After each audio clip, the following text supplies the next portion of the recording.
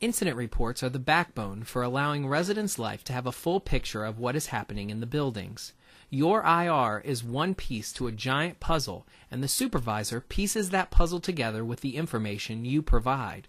This training will walk you through the digital submission of an incident report, an IR. Your first step is to log on to http://sps.studentprograms.vt.edu. You can also go to the Hall staff webpage to find a link to the incident report database.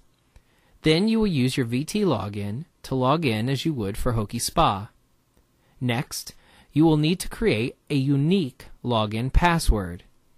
Finally, you'll click on Systems, RAMS, R-A-M-S, then IR, then Incident Reports.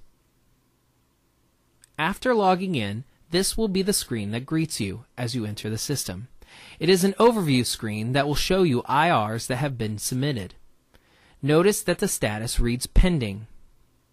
All IRs begin in pending status and will remain there until changed to a different status. Only supervisors can change the status of the IR. Pending status is the only status that allows for editing of the IR fields. Once a supervisor begins the review of the IR, it will be moved to open status. Any changes to the IR will need to be made after the supervisor returns the IR to pending status. Once a supervisor has completed all follow-up and review of the IR, it should be moved to closed status. First, let's walk through creating a new IR.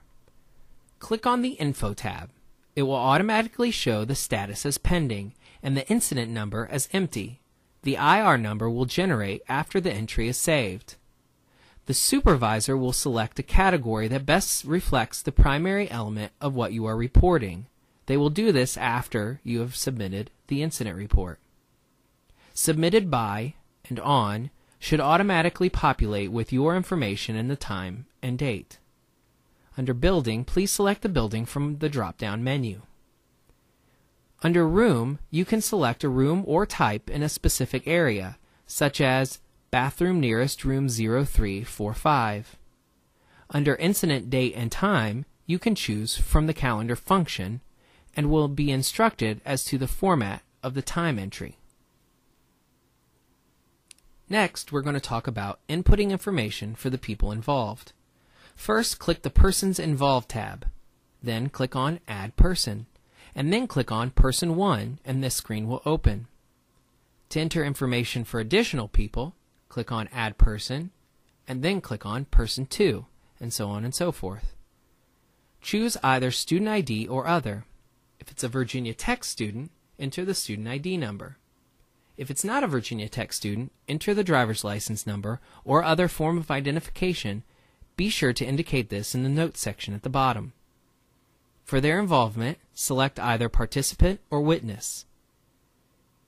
If the Virginia Tech ID number was entered, the rest of the information should populate by itself. If you entered Other, you'll need to enter the information provided with alternate form of identification. Next, we're going to talk about entering the information about what happened. Click on the Narratives tab at the top. Follow the directions and provide as much detail as possible. You have plenty of space, but be as specific and concise as possible. Do not offer opinion or conjecture. Remember, IRs can be used in conduct hearings and other matters, so stay professional. Also, write everything in first person. So let's look at some examples of good IRs. On Monday night, Brandon Bass came by and told me that his roommate, Donald Croker, was in their room crying. He told me that he had broken up with his girlfriend an hour ago. I went to their room, 2132 West AJ, and talked with him for about an hour about the breakup. By the time we were done talking, he had stopped crying. We had talked about Cook counseling, and he said that he had been in counseling for some family issues, and it really helped. So he would call Cook tomorrow. I will follow up with him tomorrow. A shorter one might be, I found out that 2 of my residents, Jacinda Coker and Melanie Rounds, made the Dean's List. Facilities issues are one area in which the puzzle is put together by the supervisor because a lot of times the RA staff have turned in different incident reports at different times, such as this one. Sometime during the day of Wednesday, May 13th, 2009, the elevator in Harper Hall quit working properly. I, RA Carl Krieger, called HDoc Chris McDonald about this at approximately 6:30 p.m. when I found it not working. I contacted VTPD to come out and take a look at the elevator. I placed an out of order sign on the elevator entrance. Now let's look at a good example of a bad IR. Thomas was being a jerk. He's just a gigantic pain to everyone on the floor. Today, he put coins in my door and made it stick closed. Yesterday, he was playing his music so loudly that it woke my entire floor up from our nap time. Last month, he piled a few mattresses on top of each other in the hallway and was jumping on them. He's just been a bad resident all year long. This incident report is problematic for a couple of reasons. First, each of these incidents should be in their own incident report. Secondly, this kind of descriptor is not appropriate. Click on the Save tab once you have completed the IR. Do not navigate from the page until you get a message confirming that the IR has been saved. If you need to write another IR, you can click on the Clear Form tab and begin again with the Info tab. Otherwise, log out. If you are not a supervisor, you can press stop at this time. If you are a supervisor, please continue to the end of this video. Now we will talk about some of the supervisor responsibilities. The Comments tab allows supervisors to note their comments, reactions, or suggestions with each respective IR. Remember, if as a supervisor you feel that the IR is incomplete or needs additional information, communicate that to the staff member and have them edit.